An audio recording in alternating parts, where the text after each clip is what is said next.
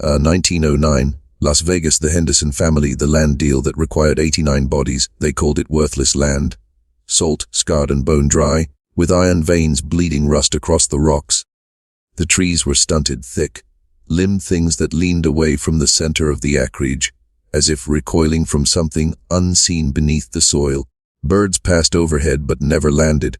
Coyotes circled the border and howled, but not once crossed into the heart of it. And yet, in March of 1909, the most curious land deal in New Mexico history went through without delay, litigation, or press. 1,200 acres, purchased outright by a Baltimore family with no known ties to the region. Not leased, not portioned, purchased, every mile of it, from the oldest foundation stone on the southern ridge to the dry arroyo that wound like a scar across the north. The name on the deed was Henderson. The name in the town's mouth, however, was something different entirely. They were called blood buyers, grave pickers, East Coast pagans who used copper money and church loopholes to acquire land no living soul wanted. Not because of ghosts. No, that was too simple. But because there are places in the world where the ground remembers everything. The Henderson property sat a half-day's ride west of Las Vegas, New Mexico, back before the rail spur ran through it. What passed for roads back then were little more than wheel scars in the dust, washed out every time the rains came, which wasn't often. The land itself rose in ugly, uneven mounds, the result of some ancient upheaval of bedrock and heat that had never quite settled back into itself. Cattle avoided it. The railroad surveyors called it bad ground, but the church called it worse. You see, long before the Hendersons, before statehood, before railroads, there was a chapel on that land. It did not appear in any diocese records. No priest was ever officially assigned there, and yet the structure was built in unmistakable Catholic form. Cross-shaped foundation, a nave with a pointed apse, a single bell tower with black wrought iron trim, but its stones weren't quarried nearby. They were imported, and not by the Spanish. Black limestone, cut to fit without mortar. Slabs with spiral markings that did not appear in any ecclesiastical style book. They looked more geological than symbolic, as if the stone itself had something to say. The locals said it was a mission for lost children. Others whispered it was a house for penance, where priests too corrupted for the Vatican were sent to wither. But all agreed on one thing: whatever was built there, it was not meant to be visited. But the Hendersons disagreed. In February of 1909, they arrived by private carriage from Raton Pass, bringing trunks, livestock, and servants who spoke only in German or in whispers. The patriarch Ulysses Henderson had the pale and waxy complexion of a man who had never once worked a day in sun or wind. His wife Magdalene was even paler, and never once stepped from her carriage until the curtains had been drawn. But it was the children that drew the most unease.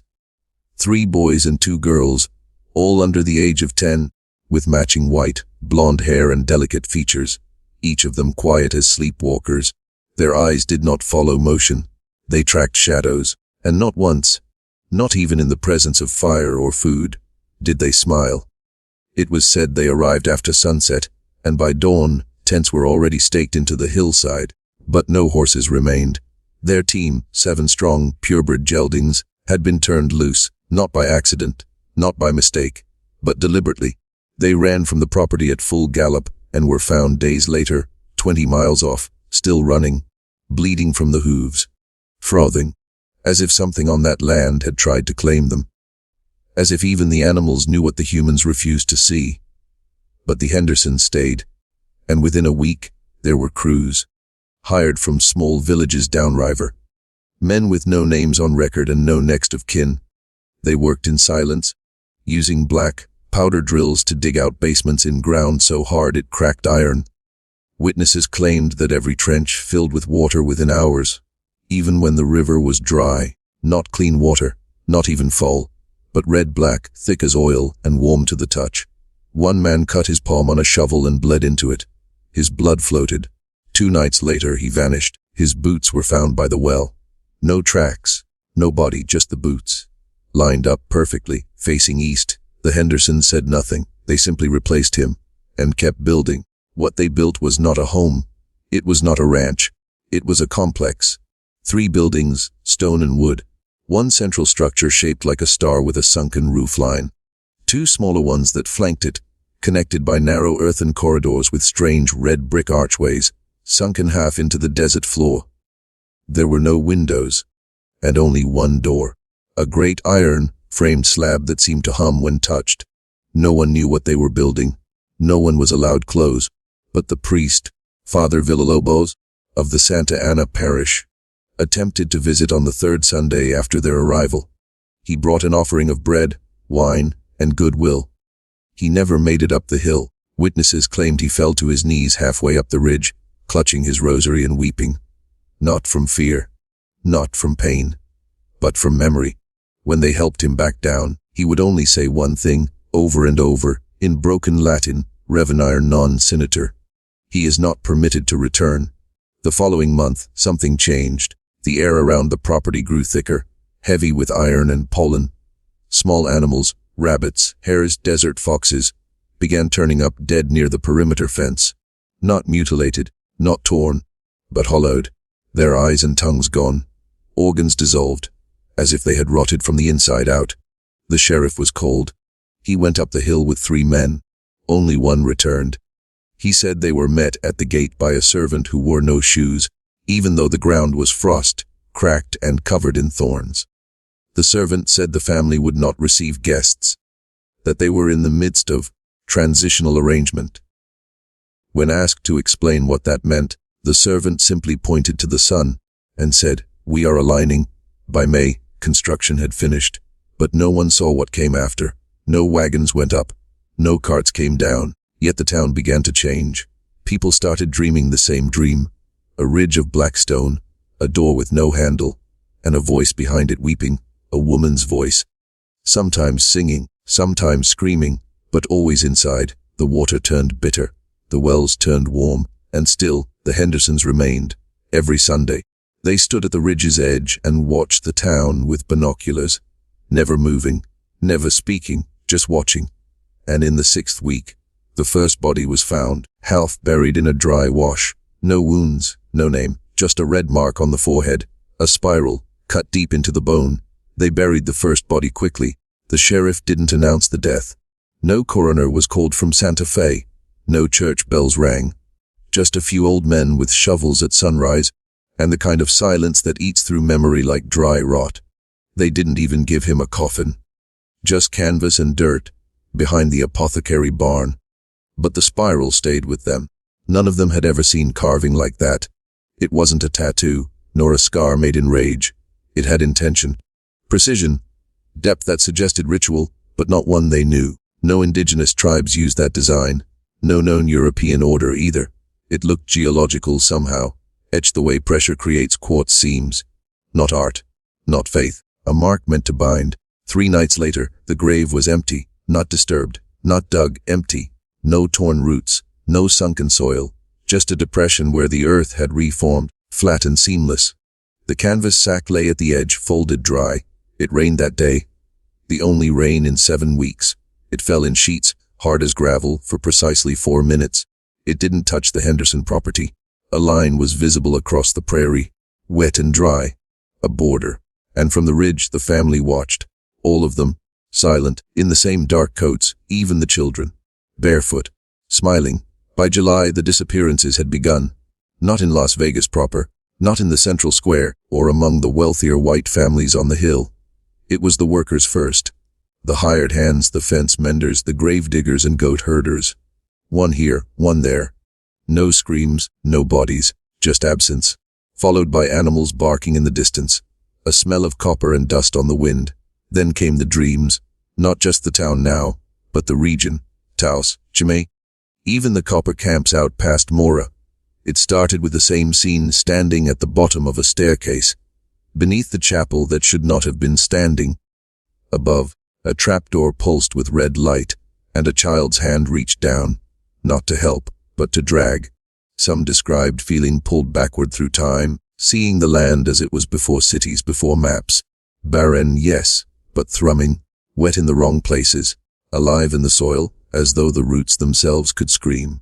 One girl, age 10, woke with spiral marks drawn in charcoal on her feet. Her mother tried to scrub them off.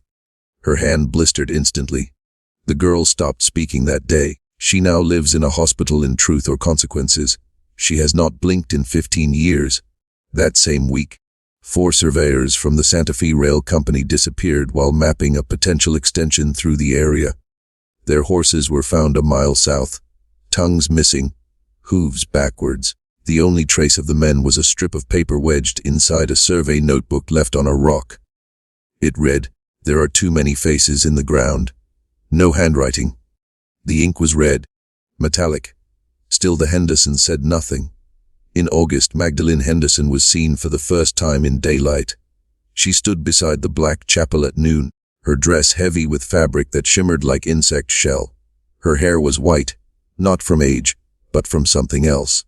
Her skin hung loose around her arms, as if it had been worn too long. She was not pregnant in February, but now she walked with both hands under her belly, as if carrying something enormous, something rigid. A town boy, curious, tried to watch her through a spyglass from a mile off. He was blind by evening, both eyes filled with black film. He choked to death on his tongue before morning. His last words were, "She isn't inside her body." By fall, the town had changed. Shutters stayed closed. Candles were replaced twice as fast. The church pews grew empty, and the priest, Father Villalobos, ceased his sermons altogether. He was seen once more, walking in the opposite direction from the Henderson land, muttering to himself and digging a small trench every 20 feet, placing salt, then moving on.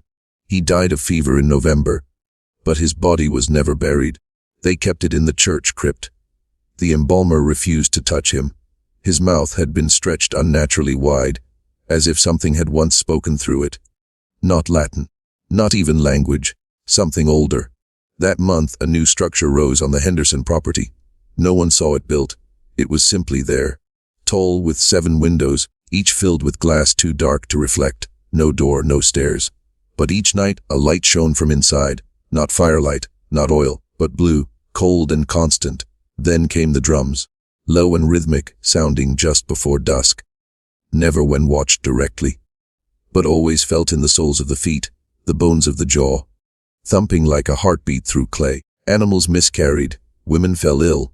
A man near Sapello cut off his own ears with a bone saw and bled out with a smile on his lips. They burned the chapel in early December, or tried to. A group of men rode out with kerosene, sulfur, and prayer. They made it to the edge of the chapel grounds. Only one returned. He could not speak. His hands had been fused together. His clothing was gone, but his skin showed no signs of burning. Just veins, thick and visible through his flesh, pulsing like blue worms. He died 6 hours later, choking on soil. So the town stopped trying. They avoided the Henderson property, stopped recording events. The newspaper ceased publication entirely. A week later, the printing press was found dismantled, melted in places that should not have melted.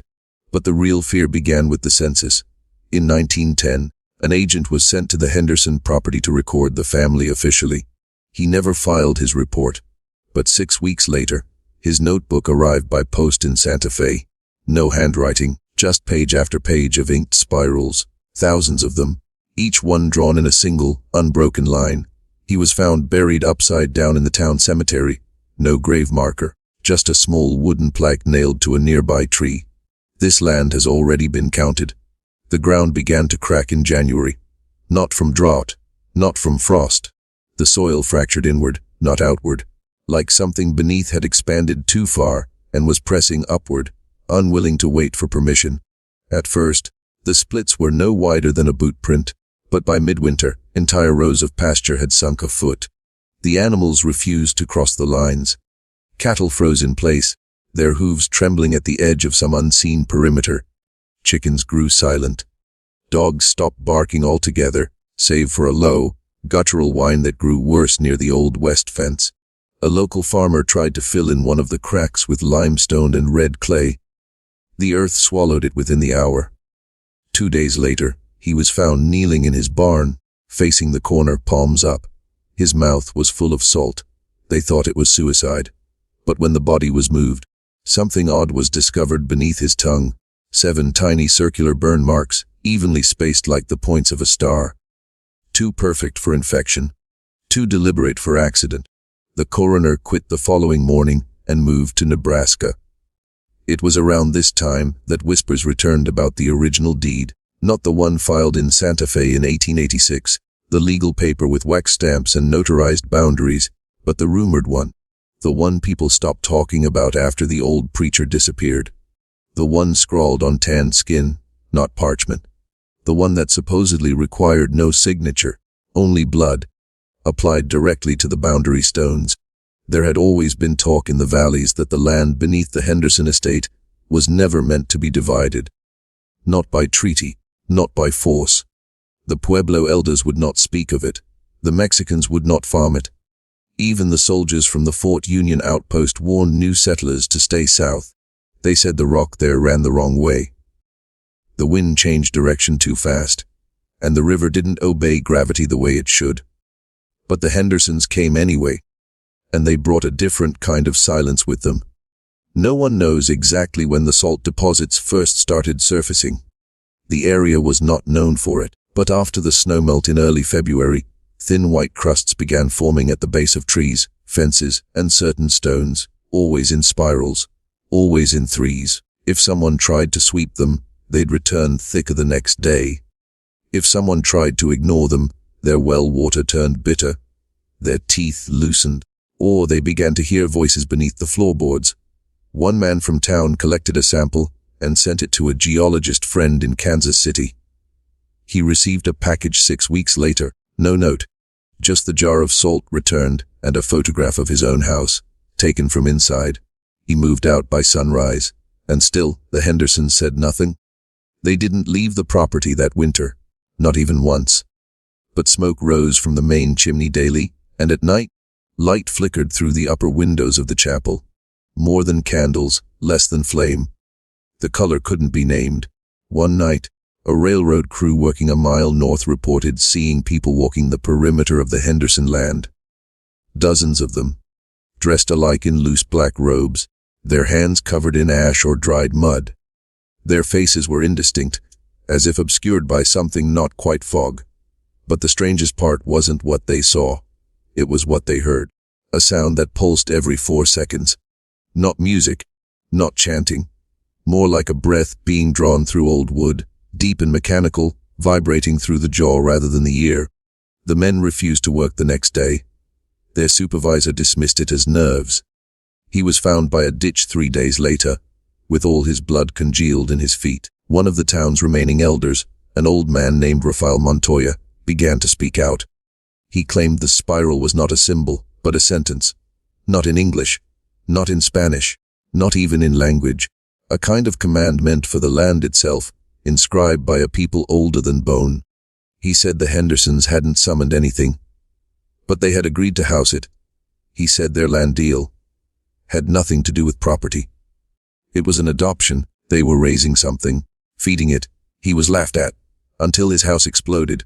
Not burned, not collapsed, exploded. But there was no fire, no smoke. The walls had simply burst outward, the nails stripped from the boards, the floorboards turned over like rotted leaves. In the center of the ruins, Montoya's body was untouched, but around him, the dirt had hardened into salt. An 8-foot ring. The sheriff called in a team from Santa Fe, geologists, clergy, a civil engineer. None of them stayed longer than a night. One was sent home with a sudden case of catatonia. He scribbled for days in the margins of newspapers, carving the same 3 words again and again in Latin: subter non desinit. Below, it does not end. By the time March came, the weather had shifted. Not colder, not warmer, just wrong. Birdsong disappeared.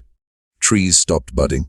The wind no longer smelled of sage or pine, but something metallic. Children in Las Vegas began drawing spirals in their schoolbooks. Some fell asleep with their eyes open. Others began bleeding from the nose during arithmetic, claiming they heard the voice between. The mayor declared a curfew, but no one enforced it, because by then, the town no longer had a mayor. His house had been locked from the inside, yet he was gone. All that remained was a chair soaked in brine, and a child's shoe placed perfectly at the center of the dining table. That spring, rumors reached Santa Fe that the land grant had been extended, unofficially. Boundaries had shifted. Wells had dried 30 miles east. Surveyors found entire tracts of land, previously dry, now filled with standing black water, not bog, not floodplain, just still, warm water that smelled of decay and sulfur. When touched, it felt thicker than water, more like mucus or syrup. Frogs would not swim in it. Cattle would not drink it. Flies died on contact. No one claimed responsibility. The Henderson said nothing, but one night the spiral reappeared, not carved this time, not burned or branded. It formed naturally in the salt flats south of the estate, an enormous spiral, at least 40 yards wide, too large to create without tools. Yet no tracks led to or from it. It pulsed in moonlight, reflecting color in ways the eye could not register directly. A photographer tried to capture it at dawn. His film was exposed to nothing but white. He developed 12 frames. Each one bore the same shape: a hand, open, upside down, and the spiral carved deep in the palm. No one entered the Henderson land that spring, but those who lived near the edge reported hearing the cries of an infant in the early morning, always at 4:17 a.m., and yet no Henderson child had been seen in over a year. The chapel grew taller in May. No construction observed, no scaffolding. It simply grew. Another level, with no doors or stairs, just another set of windows, each darker than the last, and still light from within, as if something were growing with it, needing space. That was when the first fissure appeared in the town square. It split the fountain down the middle, curling through the cobblestones like a river of shadow. Salt gathered there within hours. Not the white kind, the red kind. And when it was tested, it wasn't salt at all. It was bone, ground into powder, 93% human. The first child to disappear was named Clara Jeffries, 8 years old, lived with her mother above a dress shop on Douglas Avenue, a full mile from the Henderson property. A quiet girl, prone to daydreaming, but never disobedient. She had been last seen at the edge of her schoolyard, kneeling beside a tree, one hand pressed to the trunk, her lips moving. Not talking, exactly. Listening. When her teacher called out to her, Clara turned, but her eyes were wrong. Not blank, not panicked, just distant, detached. As though the world she was in had already begun to flicker out, frame by frame, like a film strip catching fire. She blinked, smiled, and walked off the schoolyard and down the road without looking back. Her shoes were found 3 days later, set neatly side by side at the base of the tree. Beneath them, a single white root had broken through the earth. Her mother collapsed within the week, shaking uncontrollably, repeating the same 4 words over and over in a dry whisper. She heard it bloom. She was taken to a facility in Bernalillo and never spoke again. But Clara wasn't the last. By April, 6 other children had vanished. None from the same neighborhood, none with the same friends. But each one had been seen touching the base of a tree shortly before disappearing. The trees varied: elm, sycamore, even one dry old juniper. But they all had one thing in common: they weren't supposed to be growing there. 2 had sprouted inside the stone foundation of an abandoned mercantile. One had torn up through a coal cellar floor. Another bloomed in the middle of a gravel road overnight, its bark still wet with sap, as if forced upward by something desperate. They had no rings, no seeds, no origin. A botanist from Albuquerque came to examine one of the trees. She was found 4 days later in her hotel room, having torn out all her fingernails and lodged them, one by one, into the narrow gaps between her bed frame and the wall. No note, no explanation, just a sketch pad on the floor, its pages filled edge to edge with spirals, drawn so fast, and with such pressure that the paper shredded beneath them. The city council begged the Hendersons to explain, to respond, to show themselves. But the family had not left the estate in over 9 months, except they had been seen, at dusk, at dawn, at the very edge of things, not walking, not moving through streets like others, appearing, first in windows, then in mirrors, then, most unsettling of all, in shared dreams. One woman swore she saw Walter Henderson, crouched at the edge of her bedroom in the moonlight, whispering to the wooden slats in her floor. She said he wasn't speaking a language but a rhythm, like tapping out instructions to something beneath. When she woke up, there were handprints on the floor. 2 large, 2 small, and all the nails in the corner boards had turned upward, as if pried out from below. The woman's name was Violet Green. She hanged herself the next evening. Her note simply read, "You can't drown a root. It drinks you." Church leaders tried to intervene. One brave pastor from Rayton gathered 12 men to approach the chapel directly. They did not tell the sheriff. They did not speak of their plans to others. They carried with them holy water, crosses, and copies of the 23rd Psalm, in both English and Latin. They crossed the Henderson boundary line just before midnight on May 3rd. They were never seen again, but something was returned. A week later, in the center of the plaza where the old water pump once stood, a ring of 12 shoes appeared, each placed precisely apart, toe-in, each one bearing a smear of dark red salt across the instep. In the center, a cross fashioned from 2 femurs, not arranged, grown. The cross itself was alive, and it bled. Word reached Santa Fe. A formal inquiry was opened, but no one volunteered to go. The people of Las Vegas began leaving in quiet numbers. The train station at Galena's saw a surge in night travelers. Most carried no luggage. They avoided eye contact, walked with stiff gaits, and bore strange bruises along their forearms, as though gripped by something tight, cold, and unrelenting. The mayor's office remained shuttered. A new man from Taos was appointed as interim administrator, but within days of his arrival, he fell ill. His fingernails turned black. His voice dropped 3 octaves, and he began speaking exclusively in backward syllables that translated, when recorded and reversed, to a plea not to dig, not to listen, not to awaken the root. He died 6 days later, and still, the Henderson property expanded. No one saw construction crews, no timber deliveries, but the chapel gained another floor, and a dark spire rose from the roof, twisting slightly as though trying to drink something from the sky. A new field of trees appeared near the western fence. Dead trees, petrified before birth. They had no leaves, no bark, just smooth white trunks frozen in poses of agony, as if struck in the moment of reaching up from something horrific underground. The birds refused to land there. One man from the telegraph office wandered past the tree line during his lunch break. He was heard screaming a mile away. When they found him, his body was folded backward, vertebrae snapped at right angles, but no blood, only salt. Salt pouring from his mouth, nose, and ears, enough to fill a bathtub. The town's schoolhouse was closed. Children no longer spoke in class. Some no longer spoke at all. They began drawing maps of tunnels, spiraling downward, deeper and deeper, labeled with names that didn't make sense. The listening bone, the tooth gate, below the womb line. One child, age 11, scratched into her desk the phrase, "We belong to the below now." She had never spoken English before that day.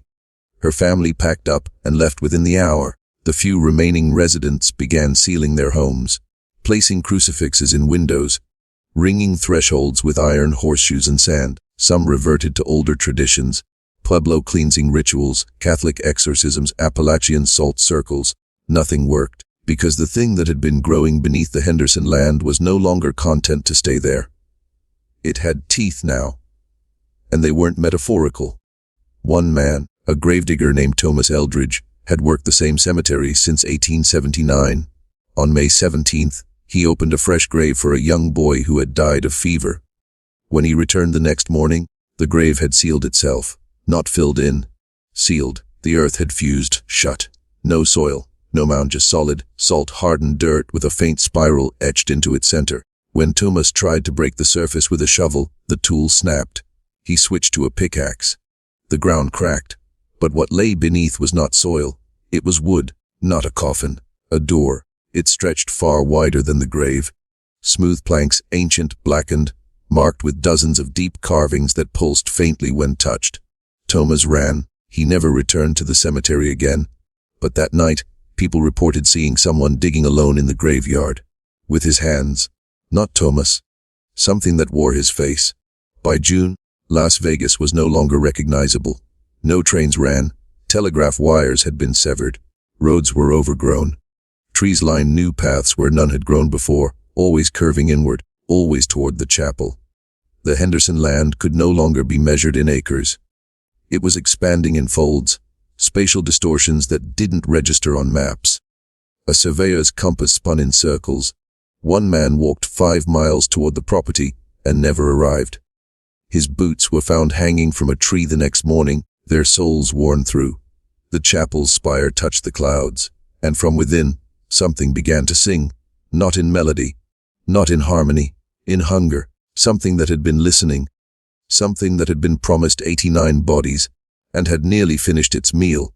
In the final weeks before the town of Las Vegas disappeared from the maps, not in ink, but in spirit, the children who remained began to gather, not publicly, not as a group.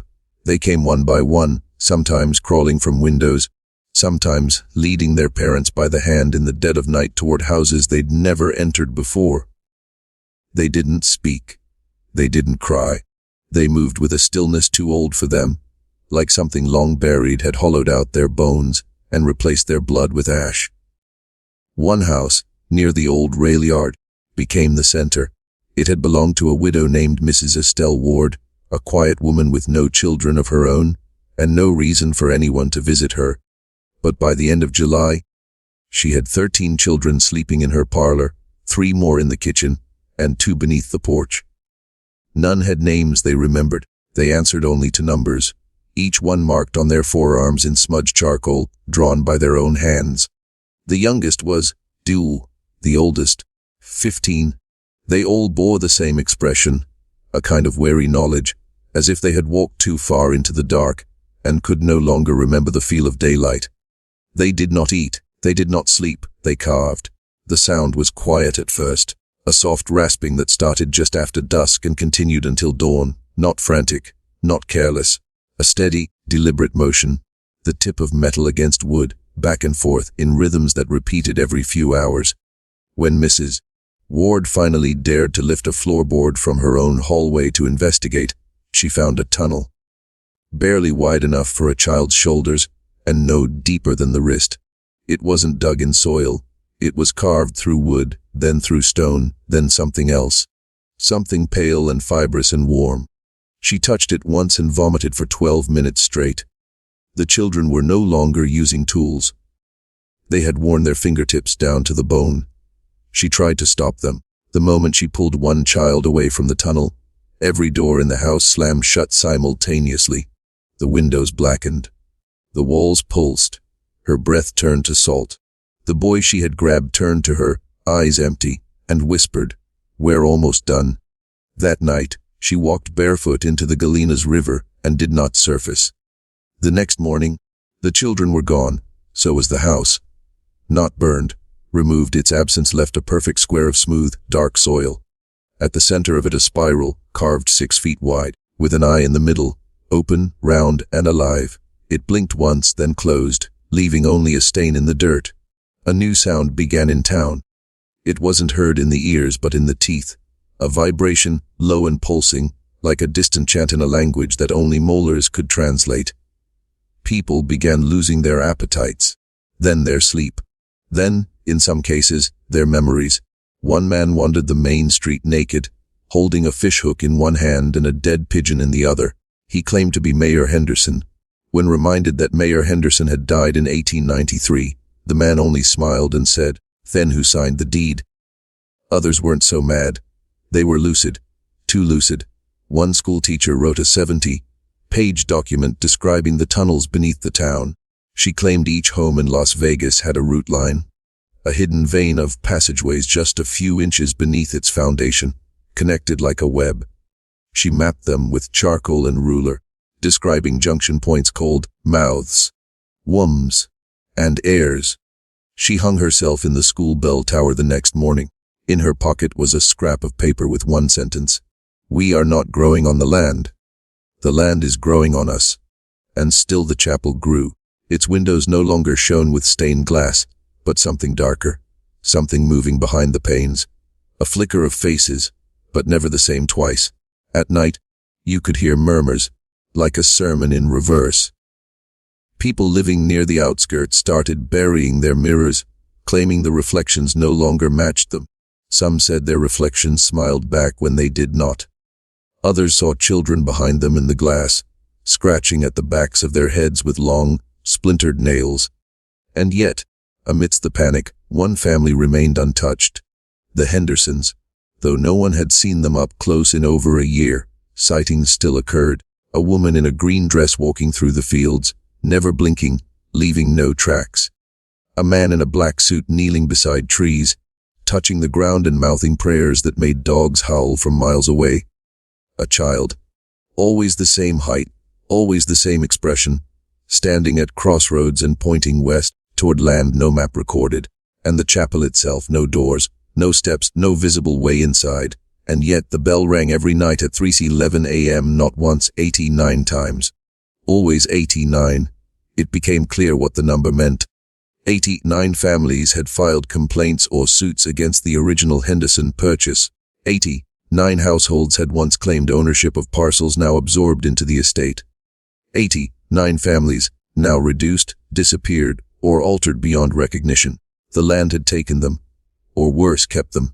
And still it wasn't enough, because the deal had never been about legal claims.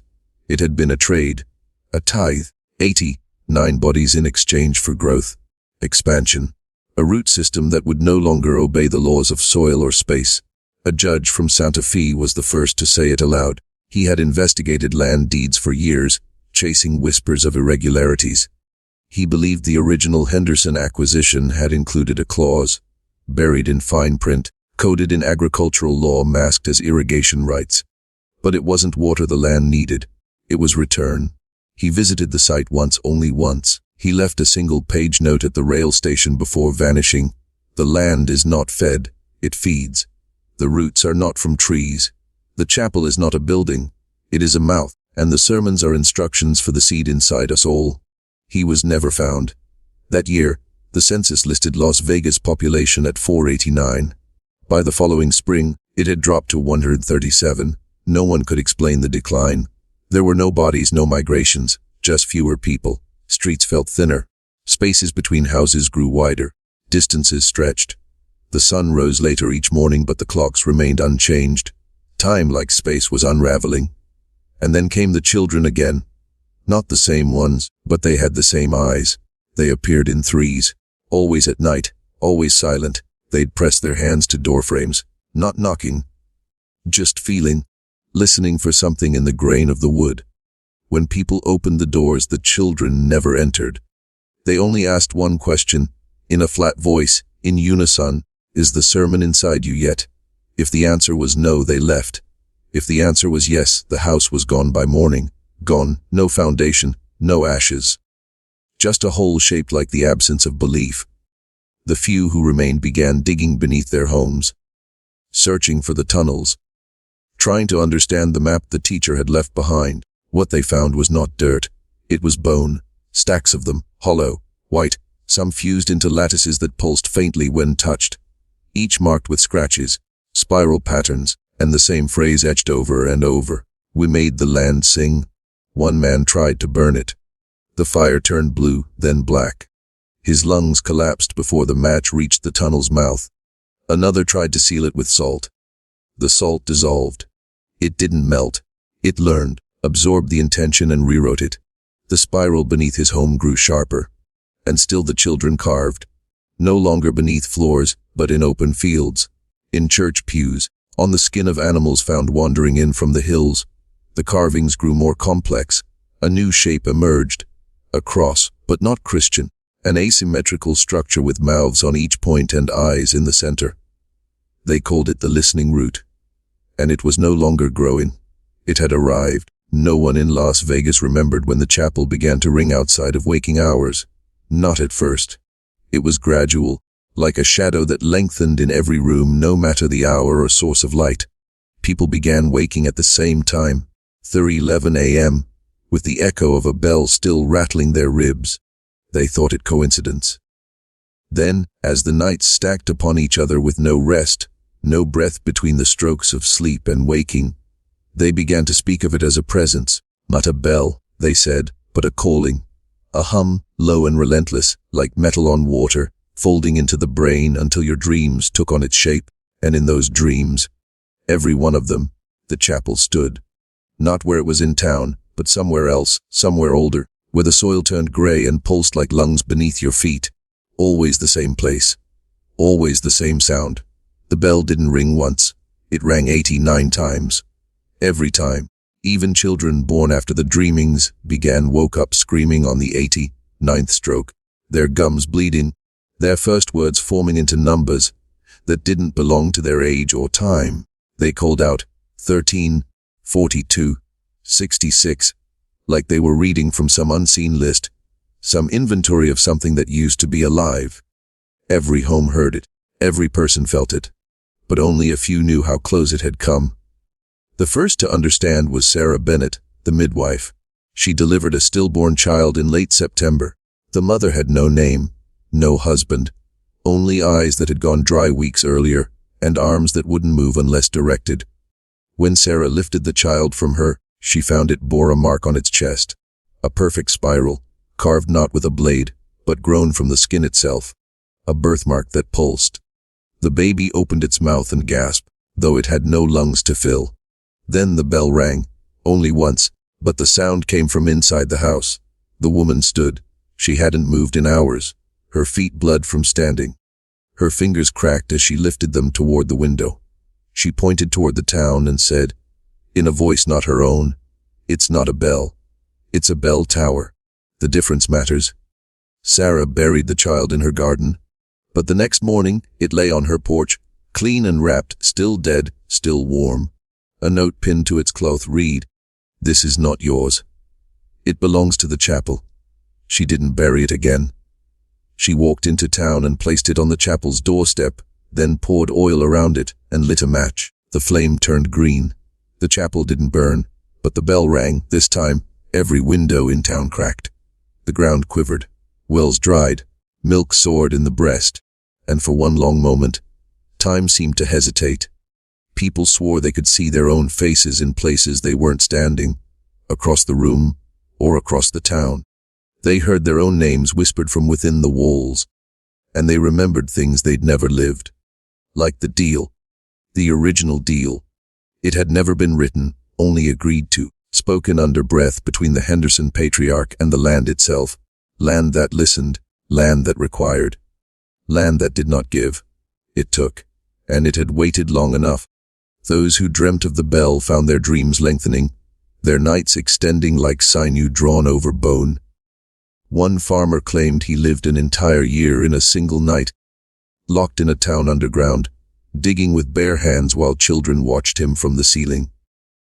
Another woman said she gave birth to twins, then was made to eat them as communion. Their real bodies remained untouched, but their eyes no longer tracked the sun the same way, and always in those dreams, the bell tower stood.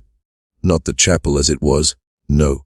This one was taller, far taller than the one that existed. Covered in unfamiliar bark, humming with veins that pulsed like arteries. Its bell was not made of metal. It looked grown, a kind of bone shell, hollow and glistening, suspended by ropes made of hair. Inside it, a shape, not a person. Something curled and waiting. Something with a face too smooth, like clay pressed by too many fingers. Its mouth never opened, but when the bell rang, the sound came from it. A low, sucking sound, like the ocean folding back on itself. A reversal of silence. And they all knew it wasn't calling them. It was remembering them. They'd already been offered. Already accepted. The townspeople turned on each other. One by one, they began interrogating neighbors. Who had made the deal? Who had known about the chapel's true function?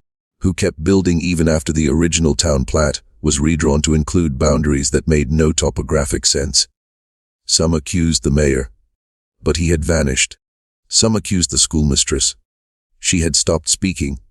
Then they found the ledgers, buried beneath the old city hall, where the foundations had shifted in the last earthquake. Inside a locked cabinet, untouched by fire or water, were 63 ledgers, each one marked with a single year, beginning in 1841.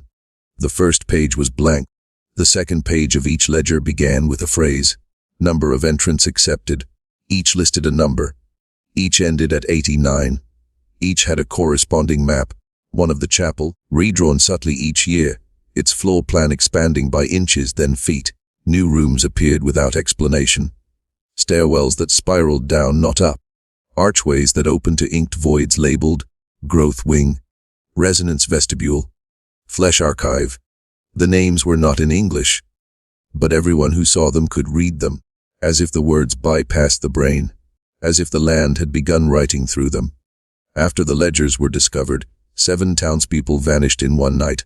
No screams, no blood, only a faint humming in the walls, only one clue left behind their teeth, arranged in spirals outside their homes. By now, the bell no longer waited for sleep. It rang every hour, louder each time. Even visitors heard it. People from outside Las Vegas who had come to buy land, to survey, to assess. They spoke of headaches, of metal in their mouths, of dreams they didn't remember until they saw the chapel. And then everything rushed in at once. A cartographer from Denver went mad on Main Street, tearing his own maps to pieces, screaming, "There are no roads, only nerves! The chapel is in the skull!" They took him away. He bit off his own tongue in the holding cell and died 3 hours later. His last words were traced into his own skin with a fingernail. The bell is the heartbeat of the soil. That week, the town gathered. What was left of it? They stood outside the chapel, holding hands not to pray, but to beg, to ask the land for forgiveness, to reverse the deal. But the doors did not open. They never had. They never would. Because the chapel was not built to let people in. It was built to let something out. And the bell was not a warning. It was a countdown. Why the maps were drawn wrong on purpose. The earliest maps of Las Vegas tell 2 stories. One is a tale of ranchers and land parcels, of railroads and freshwater veins. It is the version you find in government archives. Carefully inked plots, names of settlers, routes that make sense. The other version lies beneath those records, hidden in drafts, sketches and margins. In these the streets bend at unnatural angles, intersections form symbols with names in no known language, and a particular building, always unnamed, sits at the center, redrawn again and again. That building was never a house, never a church. It had no steeple in those early drafts, no doors even. Just a wide hexagonal base circled by dots. 89 dots. Some early cartographers wrote them off as survey errors. Others, those who knew better, filed them away under code designations, never to be spoken of aloud. But within the Henderson family's private library, in a locked drawer beneath false floorboards, there were 6 maps unlike any others. Drawn in graphite and ochre, their labels appeared only when tilted toward candlelight. What made them different wasn't just the structure at the center, but what surrounded it. Teeth. Human teeth, sketched with surgical detail, arranged in spirals and wheels, marking not streets or plots but sacrifices. The Hendersons didn't map the land. They marked what the land required. Before the town grew its first mill, before the train ran its first rails, before the desert was even broken into lots, there had been a structure where the chapel now stood. Not a building, a hole, a depression in the earth too symmetrical to be natural, too deep to have formed without tools, yet no evidence of excavation existed. The native Paiute spoke of it as a place to avoid, calling it by a name that roughly translated to the opening that does not close. Some missionaries translated it more poetically, the mouth that waits. It wasn't until 1852 that the hole was filled, or rather covered.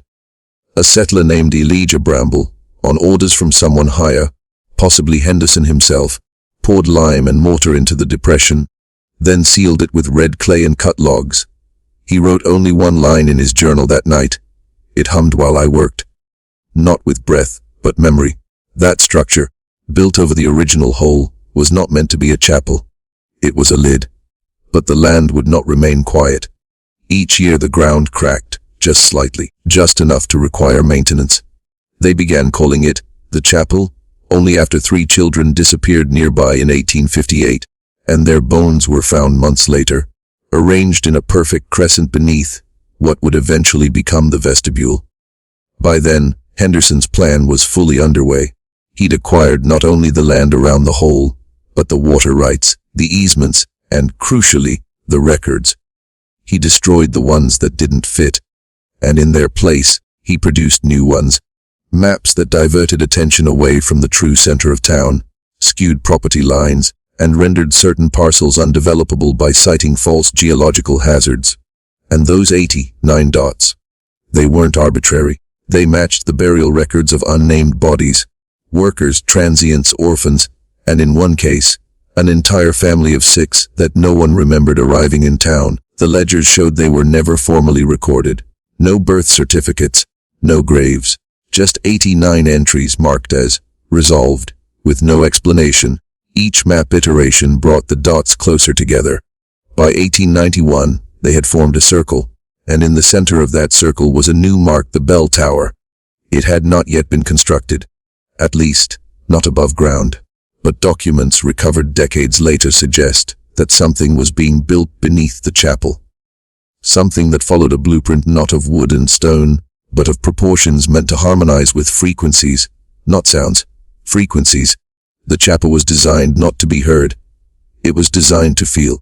When the bell rang, not the iron one above, but the internal mechanism, the core, as Henderson's notes called it, it was not heard by the ears, but by the body. Each person heard it in a different place. The bones, the teeth, the blood. Some felt it in their dreams, others in their hunger. Still others felt nothing at all, until they woke speaking names they'd never known, or bleeding from places with no wounds. Some maps had annotations next to homes.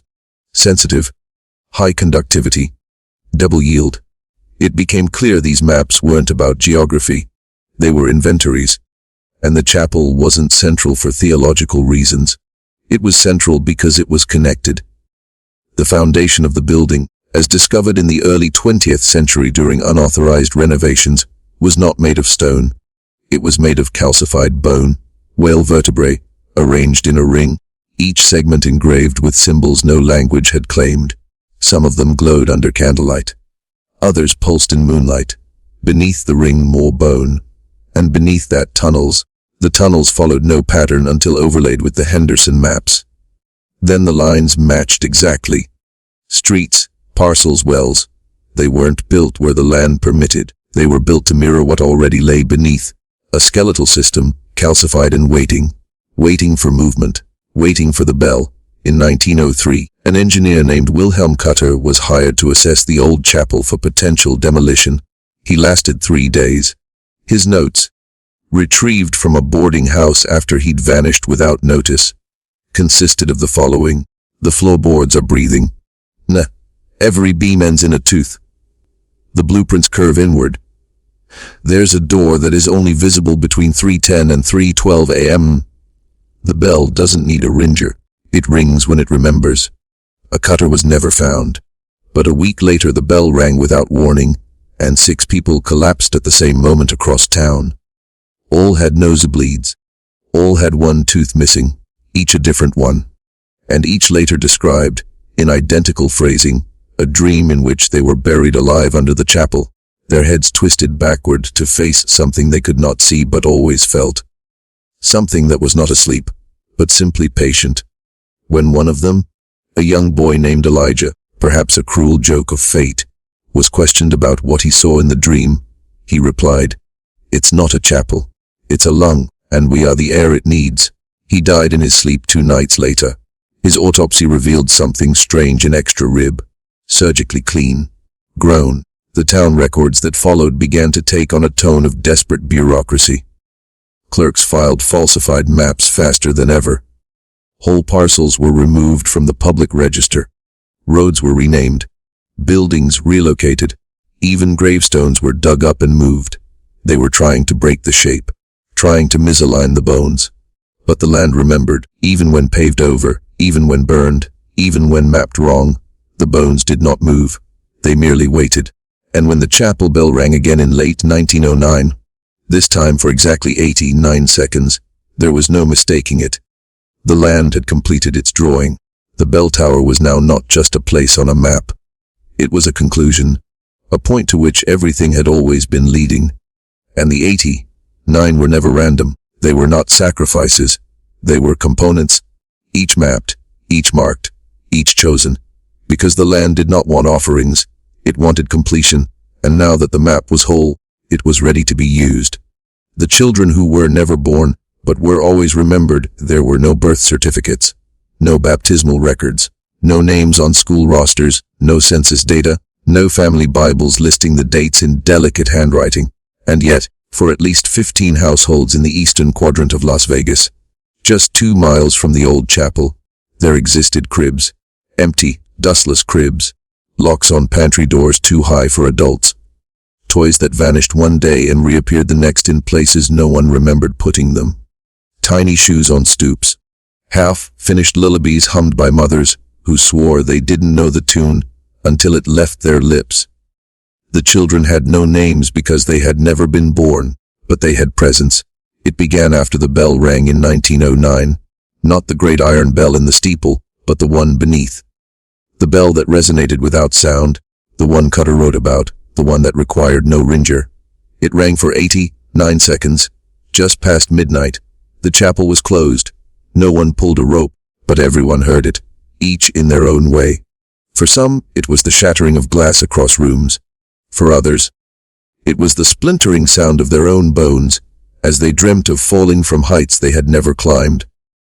And for 15 families, it was the sound of a child's laugh.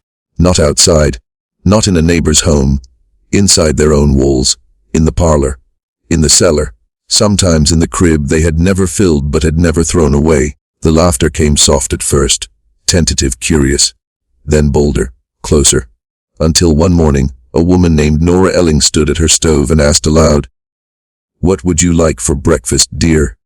There was no one else in the house, and yet she heard a response. Not in words, but in a fluttering pressure behind her eyes, like a memory that wasn't hers. By spring, there were 15 of them, each parent, certain they had no child, and yet each home now altered, marked by a small but growing accumulation of signs. Drawings etched into floorboards, door frames gnawed just above the knee, mirrors fogged with handprints too small to belong to any adult. And always the feeling, not quite dread, not quite joy, but a sensation of being watched by something unfinished. The town doctor, who had no name in any registry but signed his prescriptions as E.H., began documenting the cases in a red ledger. He called them eco-children. He said they weren't born but remembered. He said memory didn't need a body. It just needed a place to root. He wrote, "There are scars on these women's bodies that match childbirth, but there was no birth, no hospital, no pain. Just a dream, followed by grief, followed by acceptance. As though they've made peace with something that might yet happen. Some women stopped menstruating. Others began lactating unprovoked. One woman, a widow named Agnes Bell, was found standing in the Henderson chapel vestibule at dawn, holding a blanket to her breast, rocking it gently, whispering to a name she wouldn't repeat. When asked how she got in, she said, "The door opened. It always opens, when the children are ready to visit." Agnes never had children, but in her will she left everything to Clara Bell, age 6, who did not exist, and yet, 3 weeks after Agnes's death, neighbors reported seeing muddy footprints outside her home, bare, small, slightly pigeon-toed, leading from the doorstep to the chapel. The Henderson estate made no comment, but the family's lawyer, Harold Went, who never appeared in photographs and never left his house during daylight, filed an emergency petition to have the eastern quadrant redistricted. He cited unusual occupancy complications. The petition passed unanimously. Then things began to shift. Families who claimed no children started receiving school notices, absentee reports. One woman received a hand-drawn card on Mother's Day. It had her handwriting on it, but she hadn't written it. She had, however, dreamt of writing it, and in her dream the paper had a faint watermark, like an old chapel floor plan, smudged with blood. The chapel was no longer silent. It had visitors. At night, the windows flickered with faint light, though no lamps were lit inside. The door remained locked, and yet small handprints began to appear on the stained glass panes. Inside, not out, the vestry reported strange noises, gentle humming, childish giggles, and the occasional scrape of something sharp across stone. One priest resigned. He left behind a note. It read, "They are not spirits. They are not possessions. They are drafts, incomplete renderings. Something is drawing them over and over again, trying to get it right, trying to remember how they should look." He hanged himself 3 days later. At his funeral, a small bouquet was laid on the coffin by an unknown hand. Attached was a card. From James. The priest had no known family, but his childhood diary, locked away in the vestry, contained pages of notes addressed to an imaginary brother named James. The entries stopped at age 9. That number surfaced again and again. 9 drawings found in the basement of the chapel, each of a different child, same face, same eyes, same neutral expression, but each one wrong in a different way. The arms too long, the head slightly misshapen, a mouth that smiled but never with the eyes, a neck turned too far, a hand with too many fingers. 9 attempts, 9 failures, and behind each drawing, faintly visible beneath the ink, the same phrase scratched into the paper: "Which one are you?" The drawings were traced back to one of the Henderson children, Elias, born 1872, declared dead of fever in 1881, but no body was ever recovered. The coffin was sealed, by order of the patriarch himself, under the pretense of contagion. Years later, when the grave was disturbed by flood erosion, the coffin was found empty. No remains, just a single iron bell clapper, polished, unused. It was inscribed with the number 89. When town historian Marla Keene attempted to compile a full list of the Echo children, she encountered obstacles. Pages went missing. Tape recorders failed. Photographs came out blank. She kept a handwritten journal instead. On her final entry, dated October 31st, 1910, she wrote, "I see them now. Not just in mirrors, in corners, in the gaps between breaths. I think they want me to name them. But names are power. And if I give them names..." She never finished the sentence. Marla disappeared that same night. Her shoes were found outside the chapel steps pointing in. Inside on the pulpit lay her journal. The final page had been torn out. In its place a drawing, a child's face, almost complete, almost human, almost, and the name below it, Marla. The bodies that were never dead. By the time the land dispute reached Washington, the town had already turned inward. It spoke in whispers now. It folded its doors early. Even the cattle had begun to avoid the old chapel's shadow, forming uneasy half-circles around its perimeter, and beneath the floorboards of the Henderson house, under rooms that hadn't been walked in for years, something had started to knock, not rhythmically, not like an animal, but deliberately, as though testing for rot, as though trying to come up. It had been 6 months since Marla Keene vanished, and her name was no longer spoken. Not out of grief, but from a quiet fear that saying it aloud would summon something unfinished. The drawing they found, her face rendered in a child's pencil, was given to the archivist, then misplaced. But everyone remembered what it looked like. The eyes weren't hers. They were younger, and wrong. Like they remembered something that hadn't happened yet. After Marla's disappearance, the chapel was boarded shut. Not by decree, but by instinct. Locals said the wood refused to stay nailed, that the boards bowed outward within days, as though something inside needed air. More than once, they returned to find the doors cracked open. Not wide, just enough to let in dust, or to let something watch. And that was when the bodies began to move. Not in the way that frightens children, not the way of ghost stories or twitching limbs. No, these bodies were already buried, already mourned, already grieved for, but they started to appear in the wrong places. First it was a pair of boots, leather cracked, still shining from recent oiling. They belonged to Dale Rourke, who had died in 1892. His boots had been buried with him. But they turned up on his porch in May of 1910, polished, clean, a bit of dried mud on the soles, the kind of mud that only clung to shoes freshly walked through. A week later, Dale's widow, blind since childbirth, called her niece to say, "Dale came to bed last night." She didn't speak again. When her niece arrived, she found the widow curled under the blanket, arms outstretched as if cradling something that had grown cold.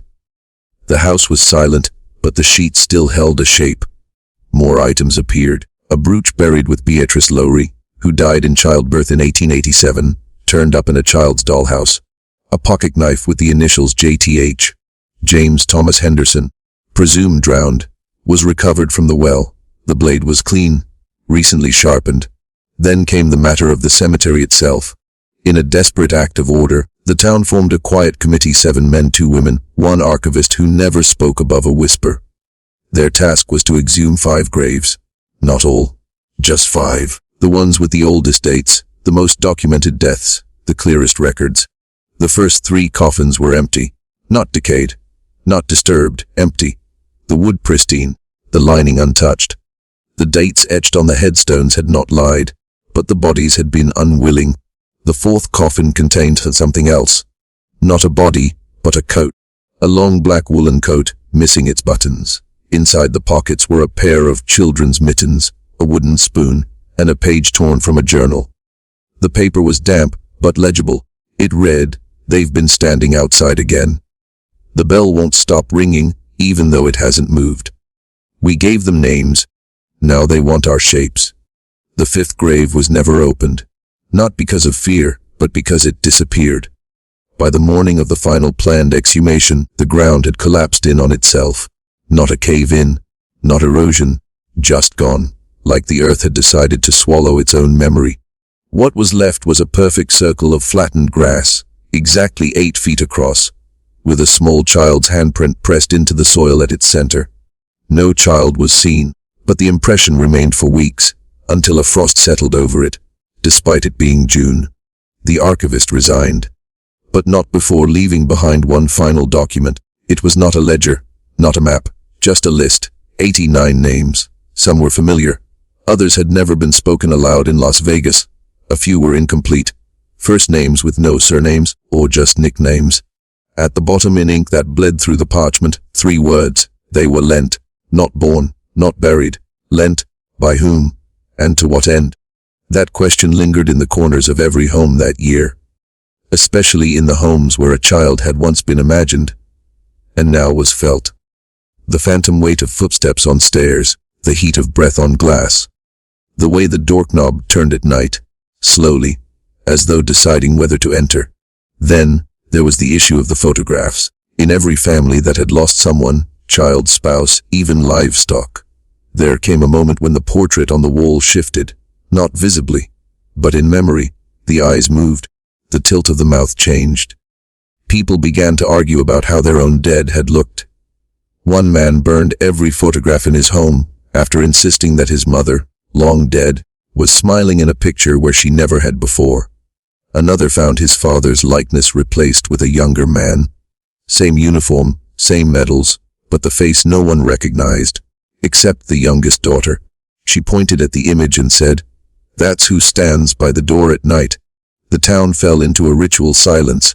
No more questions, no more funerals, and no more births. Between 1910 and 1913, no children were born in that part of Las Vegas, not one. But there were new names spoken in homes, names that came in dreams, names whispered in half-sleep, names the families swore had always belonged to someone. The schoolhouse began to fill again, not with enrollment but with toys, drawings, scrolls on chalkboards that no teacher claimed to write, a single rocking horse that never stopped swaying, though the windows remained shut. And every night, in the Henderson chapel, a single pew was found warm to the touch, as if occupied, but never by the same weight twice. No official census was conducted in Las Vegas in the year 1914, though it was scheduled. The federal clerk assigned to the district never arrived. His name was Charles Wincombe, a man who had conducted the previous 3 enumerations without incident. By all accounts, he left Santa Fe with his satchel, his papers, and his usual black notebook. His body was never recovered, but a ledger bearing his signature did surface 6 weeks later.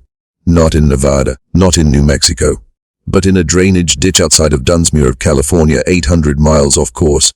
Inside the water, logged ledger were 89 names, all written in the same delicate hand, each line labeled with age, occupation, race, and relation to head of household. All matched the names in the archivist's final document. Many were marked, residing, even though they had been listed as dead for decades, and at the very bottom of the census, not in Wincombe's hand but in smaller, more erratic strokes, like a child with a pen clutched too tightly, was written, "They weren't counted before. Now they are." In the months that followed, a paranoia overtook the outlying areas. Whole families abandoned their ranches and homesteads, claiming their homes had become too full. Not with people, necessarily, but with presence. They spoke of doors refusing to stay shut, of empty chairs pushed back from tables at dawn, of hearing their names spoken by voices that weren't quite wrong, but weren't quite right either. One letter from a fleeing farmer simply read, "I buried 3 of my sons before the war. But last week, I woke to them arguing over breakfast." They wanted to know what they'd missed. The town had begun to rearrange itself, not physically, though there were signs of that too, but emotionally. Memories became unreliable. Photographs contradicted recollections. Elderly men swore they'd never met women whose wedding portraits hung beside them. Widows claimed to remember sons they never bore. Names carved into headstones began to change, not the stones themselves, but in town records, church logs, and family Bibles. The new names always matched the ledger. The census didn't lie, and whatever had compiled it, whatever intelligence had forced a new accounting, had rewritten the town around itself. But the most disturbing element of the document wasn't the names or the ages or the occupations. It was the annotations, small footnotes beside 13 of the entries. Words like, "never passed on," "owed one shape," "returned in error," "held in trust." The implication was clear. Not every death had been a conclusion. Some were interruptions, others, arrangements, and at least one, James T. Henderson, was never supposed to have happened at all.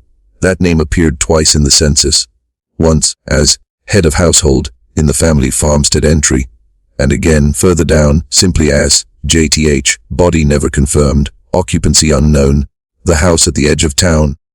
The one where the Hendersons had lived had remained shuttered since the incident with the well. But when the census book resurfaced, a group of townsmen decided to confirm the entry for themselves.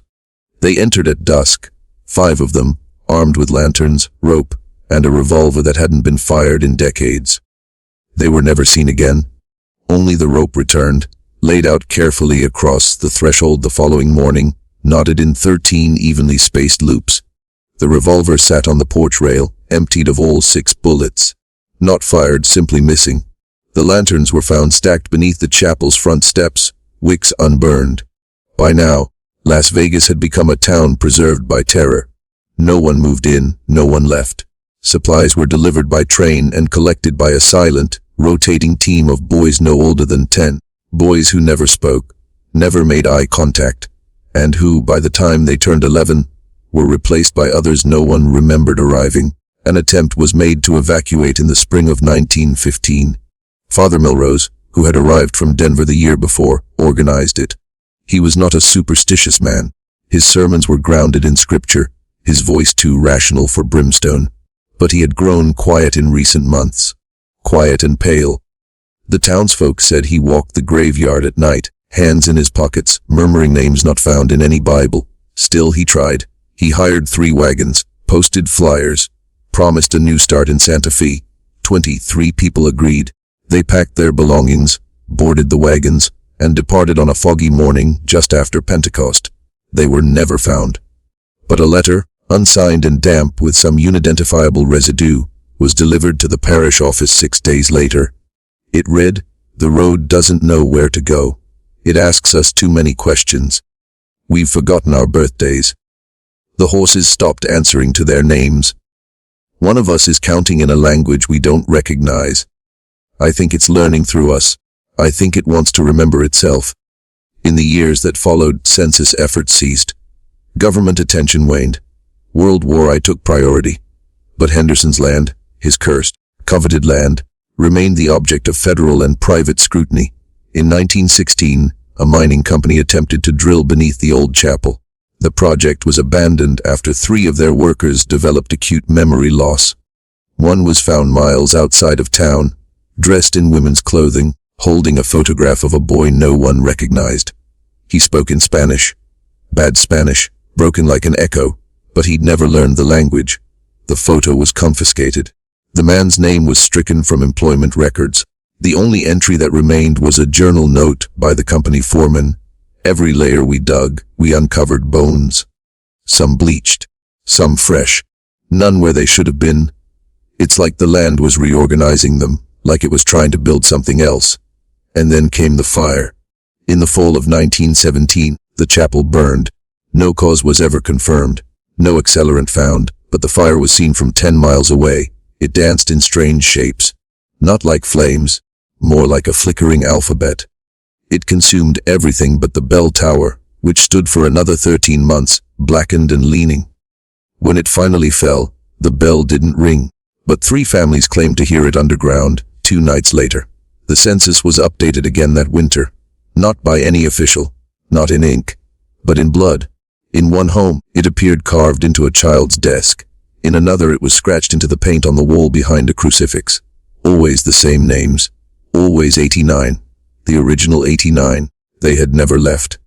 The farmhouse that kept breathing, they called it a farmhouse, but by 1918, the Henderson home had become something else entirely. The clapboard siding peeled like old skin. The porch sagged and groaned when wind passed through it, as if exhaling. Inside, the rooms were sealed by dust, the corners draped in cobwebs too thick and symmetrical to have been spun by spiders.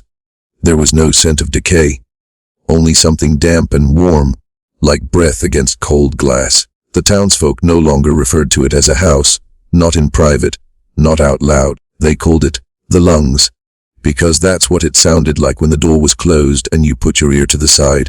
Inhale, pause, exhale, longer pause. Then again, the rhythm was unmistakable. Sheriff Mel Creighton was the first to attempt entry since the census men vanished. It was May 4th, the year the Spanish flu had begun its slow sweep through the eastern states. Creighton didn't believe in hauntings, but he believed in legal property, in boundaries, in law, and he wanted answers. Not from ghosts, but from the land titles office. Something hadn't added up in months. Not just the misfiled deeds and overwritten contracts, but the dates, altered on typewritten forms with no visible ink correction. As if the paper had never said what it once had. As if it had decided on something else. Creighton went in with a revolver and a lamp. He came out without either. His deputy found him 3 hours later, kneeling shirtless in the grass behind the house, arms folded behind his back like he was being arrested. His mouth was full of soil. Not dirt, soil, rich and wet, and packed into the hollows of his cheeks until he choked. When they pulled it out, he said nothing. When they asked what happened, he laughed until he vomited. He died 6 days later in his home. He'd pulled up every floorboard and slept in the dirt beneath. His wife, Charlotte, claimed he mumbled in his sleep. Names, dates, parcel numbers, over and over, like scripture, and then, only once, just once, he said something else. It wanted to be bought. It just didn't want to be owned. They buried him outside the church ruins. No one attended, not even Charlotte. She'd already gone. She wasn't alone. Between 1918 and 1920, a quarter of the town's population vanished. Some fled to Albuquerque, others turned up in Arizona, wandering the desert. One was found weeks later standing naked in a Nevada train yard, eyes black with soot, holding a deed to land that hadn't been surveyed since the 1870s. He kept repeating the same word, exchanged. No one could get more from him. He was taken to the asylum in Provo and died 2 months later from self-asphyxiation. Though the autopsy noted something strange in his lungs, not soot, not dirt, but particulate from drywood pine, the kind used in coffin lining.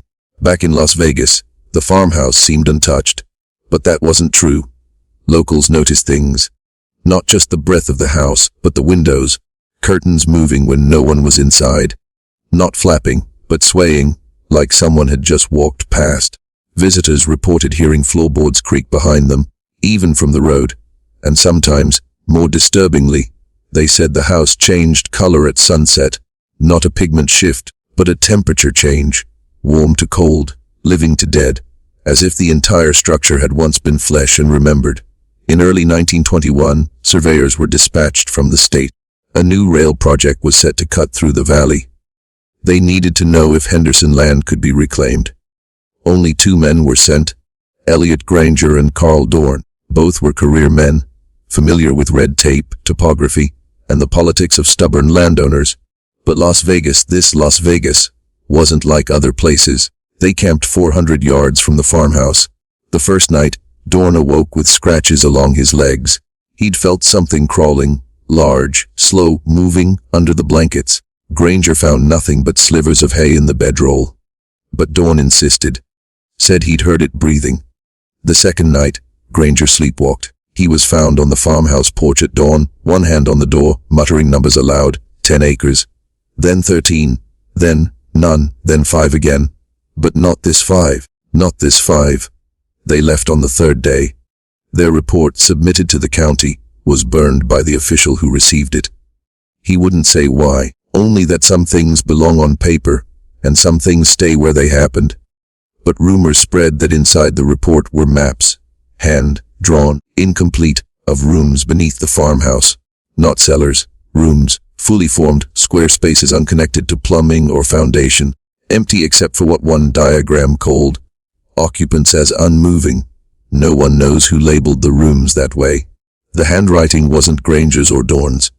It was too delicate, childlike, almost etched rather than written, as if scratched into the paper before ink touched it.